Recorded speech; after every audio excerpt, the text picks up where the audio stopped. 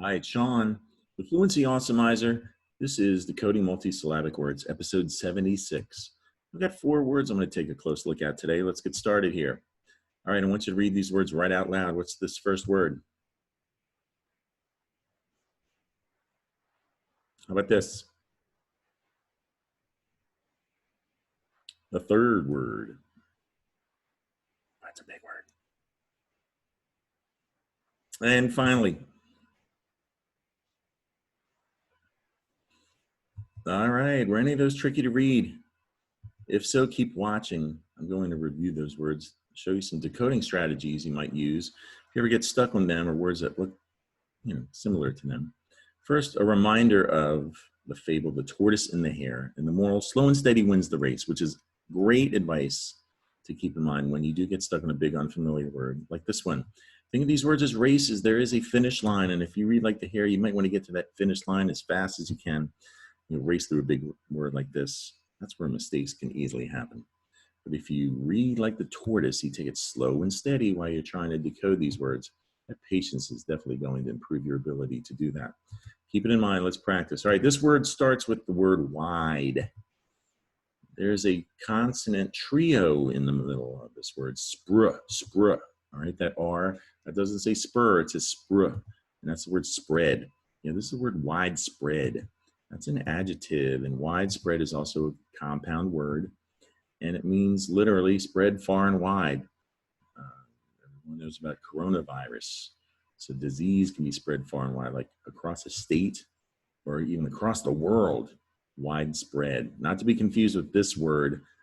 This has an R-controlled sound towards the end, not spr, but spur. And it starts with WH, and a quick reminder, WH has 2 sounds, like so many other letter combinations. It could be a W sound, like in when, or an H sound in whole, like in whole. So is this wisp or hisp? Pretty sure it's wisp, because that was spur. Yeah, wisp. Yeah, this is the word whispered.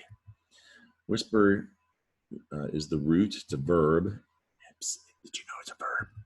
And so you just added ed to make it a past tense verb, whispered. Now you don't hear the ed. It does not say read at the end of whispered, right? There's something you need to know about ed endings. There are 3 sounds for ed, right? And one of them is you just hear a D sound, as though whispered is spelled like this, whispered. But it's an ED, and so remember that sometimes ED only says D. Whispered. All right, the third word I showed you here is a really big word. That could be call. It's definitely a hard C. It's a K sound in the beginning, call, because that C is followed by an O. It's not sol. And it's easy to confuse C because it has 2 sounds. But col, that could rhyme with doll, or it could also be coal, like a roll. Toilet paper, who put that in my video? Roll, thank you. Col or coal. There's lab. That's the word labor. Do you recognize labor? Labor Day. There's an R-controlled sound in the middle of this word, bore, right? That's easily confused with bruh, bruh. And if you confuse it, you might think this word ends with brate. But it's borate. Collaborate. Yeah, this is the word collaborated. It's a really big word. The root is collaborate. That's a verb. And that goes back to ancient Latin, collaboratus. And the Latin word labor, we use that word. It means work. And, Labor Day is a holiday for workers. And the prefix co is Latin. That means together. So collaborate literally means work together as a team. I'm sure you hear collaborate all the time at school, especially your teachers talk about collaborating all the time. It ends with a silent E already, so you just have to add a D to the end to make the past tense verb collaborated. And you do hear the ED in collaborated. Collaborated. Not to be confused with this word. It starts with cal.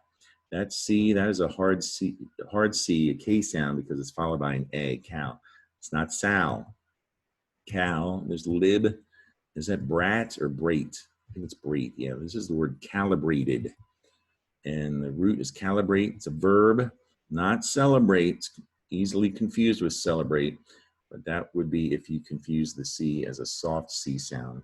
Celebrate has the soft C because the C is followed by an E, and that's the rule about C. Celebrate.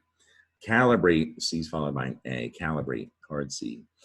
Root words caliber, that's a noun. Caliber comes from caliber and adding ate to the end to make the verb calibrate. And I was talking about the R controlled sound, right, and confusion.